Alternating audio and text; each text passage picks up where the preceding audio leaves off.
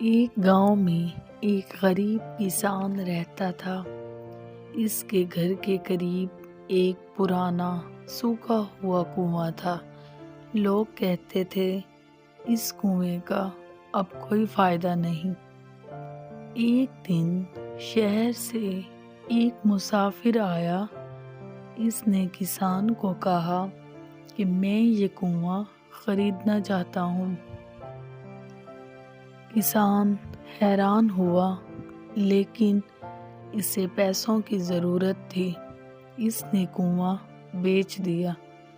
مگر اگلے دن مسافر نے کہا، کنواں میرا ہے، لیکن اس کا پانی تمہارا نہیں۔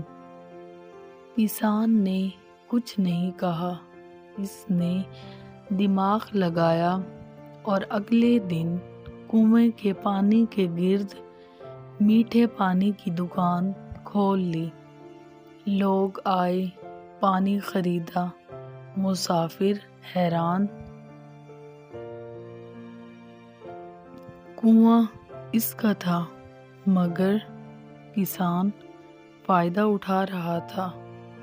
آخر مسافر نے ہار مان لی اور کہا، سمجھدار وہ ہوتا ہے جو مشکل کو موقع بنا لے۔ سبق: عقل اور سوچ طاقت سے زیادہ قیمتی ہوتا ہے۔